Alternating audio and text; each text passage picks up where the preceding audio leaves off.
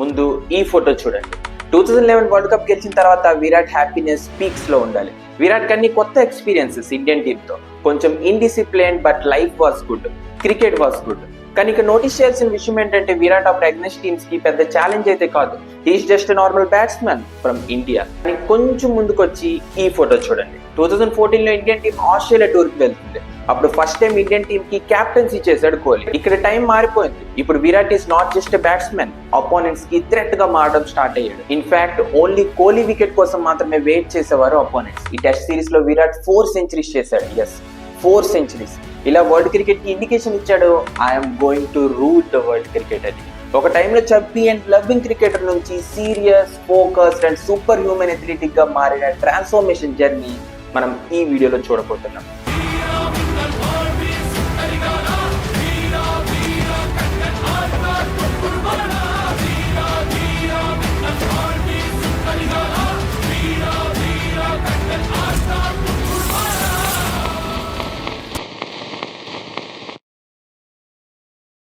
ఒక 22 ఇయర్స్ కుర్రాడు ఢిల్లీలో చోలే భటూరే తినడం మానేసి డిస్ట్రాక్షన్స్ అన్ని పక్కన పెట్టి లైఫ్ లో the only goal to be the best cricketer in the world.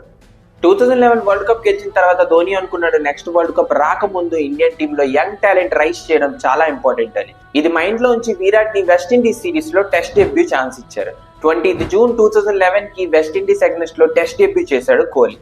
ఇందులో ఓన్లీ 4 రన్స్ అండ్ 15 రన్స్ తో అవుట్ అయ్యాడు. కానీ కొన్ని మంత్స్ తర్వాత నవంబర్ లో వెస్టిండీస్ ఓన్లీ టెస్ట్ మ్యాచెస్ ఆడడానికి వాన్ఖేడే స్టేడియంకి వస్తుంది. ఇక్కడ విరాట్ కోహ్లీ బ్యాట్ నుంచి ఫస్ట్ హాఫ్ సెంచరీ వచ్చింది. సిరీస్ మొత్తం కలిపి 2 హాఫ్ సెంచరీస్ అయితే చేశాడు. కానీ విరాట్ కోహ్లీ అగైన్స్ట్ లో ఇప్పుడు చాలా పెద్ద ఛాలెంజ్ అయితే ఉంది. 2011 బోర్డర్ గవాస్కర్ ట్రోఫీ కోసం ఇండియన్ టీం ఆస్ట్రేలియాకి వెళ్తుంది. ఇక్కడ 4 మ్యాచెస్ ఇండియా ఆస్ట్రేలియా మధ్యలో జరిగాయి.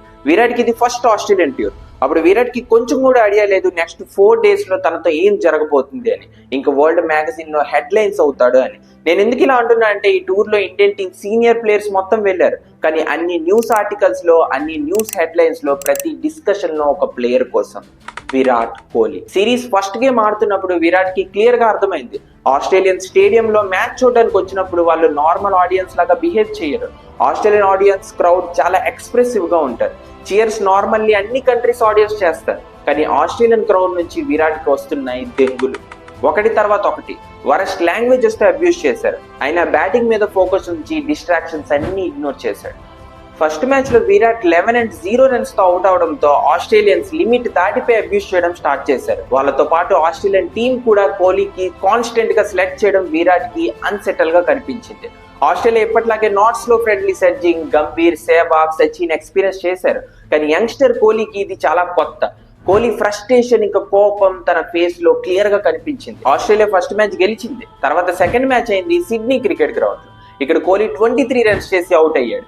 ఇండియన్ టీం 161 రన్స్ చేసి ఆల్ అవుట్ అవడంతో ఆస్ట్రేలియన్ క్రౌడ్ ఇంకా లిమిట్స్ దాటి తిట్టడం స్టార్ట్ చేశారు. కోహ్లీ ఫీల్డింగ్ లో ఉన్నప్పుడు క్రౌడ్ పిలిచి మరీ కోహ్లీకి అబ్యూస్ చేయడం స్టార్ట్ చేశారు. ఆడియన్స్ నుంచి ఇలాంటి అబ్యూసెస్ రావడం కోహ్లీకి చాలా అన్సెటల్ గా కనిపించింది. సెకండ్ డే కోహ్లీ ఫీల్డింగ్ చేస్తున్నప్పుడు హీట్ ఆఫ్ ది మూమెంట్ లో ఆడియన్స్ కి కావాల్సిన రెస్పాన్స్ ఇచ్చాడు. మిడిల్ ఫింగర్ చూపించి అమ్మనా బూతులు తిట్టాడు. బస్ ఇంకేంటి, next day Australian newspapers లో ఫ్రంట్ పేజ్ లో Virat Kohli photo. Match referee Virat మీద 50% మ్యాచ్ ఫీస్ ఫైన్. తర్వాత థర్డ్ టెస్ట్ మ్యాచ్ అయింది. ఇందులో కూడా nothing special, the same performance by Kohli and team India. ఈ సిరీస్ లో ఇండియన్ టీం పర్ఫార్మెన్స్ ఇంత వరస్ట్ గా ఉందంటే Michael Clarke 3 century, Warner and teammates centuries చేస్తుంటే ఇండియన్ టీమ్ లో ఒక్కరు కూడా ఒక్క సెంచరీ చేయలేకపోయారు. కానీ 4th టెస్ట్ మ్యాచ్ లో చిన్న చేంజెస్ అయితే కనిపించాయి. సిరీస్ లో ఇండియా ఆల్రెడీ ఓడిపోయింది, కానీ చిన్న హోప్ అయితే మిగిలి ఉండాలి ఇండియన్ టీమ్ కి. ఈ లాస్ట్ టెస్ట్ సిరీస్ లో ఆస్ట్రేలియా ఫస్ట్ బ్యాటింగ్ అయితే చేసింది. ఇండియన్ బౌలర్స్ కి తొక్క తీసి పారేశారు Australian batsmens. Michael Clarke, Ricky Ponting first innings లో 2 డబుల్ సెంచరీస్ చేశారు. 2 డబుల్ సెంచరీస్. ఇంకా ఇండియాకి 604 రన్స్ టార్గెట్ ఇచ్చారు. కానీ ఇక్కడ ఓడిపోవడం కన్నా నీచ చూపించి ఓడిపోతున్నాం అనే ఫ్రస్ట్రేషన్ కోహ్లీ లోపల నుంచి తినేసింది. మ్యాటర్ ఏంటంటే ఆస్ట్రేలియా ఇన్ని రన్స్ లీడ్ లో ఉన్న కోహ్లీకి కాన్స్టెంట్ గా సెలెక్ట్ చేస్తున్నారు. ఇక్కడ కోహ్లీకి ఆపడం సీనియర్స్ వల్ల కూడా కాలేదు. వాళ్ళకి అర్థమైన భాషలో మాటకి మాట, చేతికి చేత్తో ఆన్సర్ ఇవ్వడం స్టార్ట్ చేశారు. కోహ్లీ తన మాటలతోనే కాదు బ్యాట్ తో కూడా మాట్లాడడం మొదలు పెట్టాడు. ఇన్నింగ్ స్లోగా బిల్డ్ చేస్తూ ప్రతి బౌండరీస్ కి ఆస్ట్రేలియన్ ప్లేయర్స్ కి సెలెక్ట్ చేయడం అయితే స్టార్ట్ చేశారు. ఎందుకంటే కోహ్లీ ఈ మ్యాచ్ లో ఇండియన్ వాల్ లా నిలబడిపోయాడు. కోహ్లీ ఎలాంటి మూడ్ లో కనిపించాడంటే ఒక్క సెంచరీ వస్తే మాత్రం ఆస్ట్రేలియాకి కొత్త చెక్కేయడానికి రెడీగా ఉన్నాడు. As a result Virat century complete చేసి ఆస్ట్రేలియన్ ప్లేయర్స్ ముందు వాళ్ళ స్టైల్లోనే సెలబ్రేషన్ చేశాడు. ఇండియన్స్ అప్పుడు ఫీల్ అయ్యారు, this player was the torch bearer of Indian cricket అని. ఇమాజిన్ ఒక young player prime Australia team against లో ఫస్ట్ సెంచరీ చేసి ఐకానిక్ సెంచరీ సెలబ్రేషన్ చేసి ఎవ్రీ బౌండరీస్ కి సెలెక్ట్ చేయడం మామూలు విషయం కాదు. విరాట్ అప్పుడే డిసైడ్ అయ్యాడు, ఇండియాకి చూపించిన ఈ డిస్రెస్పెక్ట్ కి రివెంజ్ తీసుకుంటాను అని. ఈ మ్యాచ్ లో కోహ్లీ 112 రన్స్ చేసి అవుట్ అయ్యాడు. ఓవరాల్ సిరీస్ లో 300 రన్స్ చేసి ఇండియన్ టీమ్ కి లీడింగ్ రన్ స్కోరర్ అయ్యాడు. ఈ సిరీస్ తర్వాత కోహ్లీ మైండ్ సెట్ మారిపోయింది. ఈ సిరీస్ లో ఓన్లీ కోహ్లీ మాత్రమే ఇండియన్ టీం నుంచి ఒక స్ట్రాంగ్ ఫైట్ ఇవ్వగలిగాడు. కోహ్లీకి క్లియర్ గా అర్థమైంది, ఇండియన్ టీం ఆస్ట్రేలియాతో కంపీట్ చేయలేదు కరెంట్ టీమ్ తో. To be frank, Indian team ఆ టైంలో ఆస్ట్రేలియాతో ఎక్స్పీరియన్స్ అయితే కాదు. Prime Ricky Ponting, Michael Clarke, David Warner లాంటి ప్లేయర్స్ దగ్గర కంపీట్ చేయడం చాలా కష్టం. అది టెక్నిక్ అయినా కన్సిస్టెన్సీ అయినా. కోహ్లీ మైండ్ లో ఒకటే నడిచింది, కోహ్లీ గ్రౌండ్ లో దిగినప్పుడు ఫియర్ కాదు, ఈవెన్ రెస్పెక్ట్ కూడా ఇవ్వడం లేదు ఆస్ట్రేలియన్స్. ఆస్ట్రేలియా అగెన్స్ట్ లో కోహ్లీ పిచ్ లో దిగితే ఒక భయం, ఒక థ్రెట్ కనిపించాలి. ఈ ప్లేయర్ కి అవుట్ చేయకపోతే గేమ్ ఓడిపోతామనే ఫీలింగ్ రావాలని డిసైడ్ చేశాడు. ఇక్కడ నుంచి విరాట్ క్రికెట్ టెక్నిక్ మొత్తం మార్చేశాడు. ఆస్ట్రేలియా టూర్ ఫిబ్రవరి 2012 కి కంప్లీట్ అయింది. మార్చ్ 2012 కి స్టార్ట్ అయింది ఏషియా కప్. శ్రీలంక అగెన్స్ట్ లో 108 రన్స్, పాకిస్తాన్ అగెన్స్ట్ లో కెరియర్ బెస్ట్ 183 రన్స్ చేశాడు. ఇది జస్ట్ బిగినింగ్. ఈ టైం నుంచి ఇండియన్స్ అనుకున్నారు నెక్స్ట్ సచిన్ రికార్డ్స్ అన్ని బ్రేక్ చేస్తాడు. కానీ ఇక్కడ ఒక ప్రాబ్లం వచ్చింది విరాట్ లైఫ్ లో. 2012 IPL సీజన్. ఈ సీజన్ అన్ని మ్యాచెస్ లో ఫ్లాప్ అయ్యాడు. 16 మ్యాచెస్ లో ఓన్లీ 250s మాత్రమే చేయగలిగాడు. ఇంటర్నేషనల్ క్రికెట్ లో డామినేట్ చేసిన కోహ్లీ IPL మొత్తం ఫ్లాప్ అయ్యాడు. RCB ప్లే ఆఫ్స్ కు కూడా వెళ్ళలేకపోయింది. Reason, Kohli disturbed focus.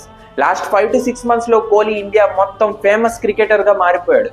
Early success builds ego, that's real. Luxury lifestyle, girlfriends, parties తో ఫోకస్ చేంజ్ అవడం, కెరియర్ డౌన్ అవడం స్టార్ట్ అయింది. ఆస్ట్రేలియాతో ఓడిపోయినప్పుడు ఎలా అనిపించిందో RCB ఓడిపోయినప్పుడు కూడా అలానే అనిపించింది విరాట్ కి. విరాట్ అప్పటి నుంచి ప్రతి విషయం గ్రాంటెడ్ గా తీసుకోవడం స్టార్ట్ చేశాడు. తన బాడీ షేప్ చూసుకొని అనుకున్నాడు, ఒక ఇంటర్నేషనల్ ప్లేయర్, ఇండియాని రిప్రజెంట్ చేస్తున్న ప్లేయర్ ఇలా ఉండకూడదు అని. ద నెక్స్ట్ డే నుంచి విరాట్ జంక్ ఫుడ్ మానేసి కంప్లీట్ వీగన్ గా మారిపోయాడు. As a result Virat performance and fielding techniques, running between the wickets అన్ని పర్ఫెక్ట్ గా కనిపించడం స్టార్ట్ అయింది. అలానే Virat aggression and consistency day by day increase అవుతూ వచ్చింది. ఇండియన్స్ వెయిట్ చేసేవారు విరాట్ కోహ్లీ నెక్స్ట్ మూవ్ ఏంటి ఆస్ట్రేలియా అగెన్స్ట్ లో. నెక్స్ట్ 2 years లో విరాట్ టోటల్ గా మారిపోయాడు. ద కింగ్ బిగినింగ్ స్టార్ట్ అయింది ఇక్కడ నుంచి.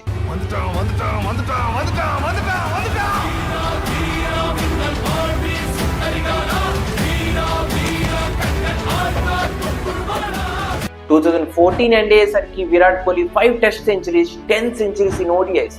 ఇదే టైంలో ఇండియన్ టీంలో ఇలాంటి ట్రాన్సిషన్ అయింది. ఇండియన్ టీంలో ఓల్డ్ ప్లేయర్స్ రిటైర్మెంట్ ఇచ్చి రోహిత్ శర్మ, శిఖర్ ధావన్, భువనేశ్వర్ కుమార్ లాంటి ప్లేయర్స్ రావడంతో ఇండియన్ టీం ఇంకా స్ట్రాంగ్ గా తయారైంది. తర్వాత 2014 లో వచ్చింది మళ్ళీ బోర్డర్ గవాస్కర్ ట్రోఫీ. ఈ సిరీస్ లో కూడా ఇండియా ఓడిపోయింది, కానీ 2 matches డ్రా అయ్యాయి. 2 matches లో ఆస్ట్రేలియా గెలిచింది. కానీ ఈ సిరీస్ లో డిఫరెన్స్ ఏంటంటే విరాట్ పర్ఫార్మెన్స్. 4 టెస్ట్ మ్యాచెస్ లో 4 సెంచరీస్. ఇన్ఫాక్ట్ ఫస్ట్ 2 innings లో కోహ్లీ 2 సెంచరీస్ చేశాడు. ఇదే సిరీస్ లో విరాట్ ఇండియన్ టీమ్ కి కెప్టెన్ గా అపాయింట్ అయ్యాడు. ఈ సిరీస్ థర్డ్ మ్యాచ్ లో ధోని రిటైర్మెంట్ ఇవ్వడం జరిగింది. 2011 విరాట్ కోహ్లీకి, 2014 విరాట్ కోహ్లీకి ఆకాశం భూమి అంత డిఫరెన్స్ కనిపించింది. ఒక టైంలో చబ్బీ అండ్ లవ్వింగ్ క్రికెటర్ నుంచి ఒక అగ్రెసివ్ ఎథ్లెటిక్ గా మారిన ట్రాన్స్ఫర్మేషన్ జర్నీ వెరీ ఇన్స్పైరింగ్. తర్వాత ఇక్కడ నుంచి విరాట్ క్యాప్టెన్సీ ఎరా స్టార్ట్ అయింది. అదే టెస్ట్ క్యాప్టెన్సీ ఎరా ప్రెసెంట్ యంగ్ ఇండియన్ టీమ్ లో కూడా కనిపిస్తుంది. నాకైతే పర్సనల్లీ అనిపిస్తుంది విరాట్ గోల్డెన్ ఎరా 2011 నుంచి 2016 మధ్యలోనే నడిచింది. ఎందుకంటే విరాట్ ట్రాన్స్ఫర్మేషన్ జర్నీ మనకి క్లియర్ గా కనిపించింది ఈ పీరియడ్ లోనే. విరాట్ క్రికెట్ స్టోరీ మొత్తం ఒక ఎన్సైక్లోపీడియా లాగా ఉంటుంది. ఎంత చెప్పినా చాలు. నువ్వు ఒక ట్రూ కోహ్లీ ఫ్యాన్ అయితే కామెంట్ చేసి సబ్స్క్రైబ్ చేసుకో. నెక్స్ట్ వీడియోలో మళ్ళీ కలుద్దాం. జై హింద్.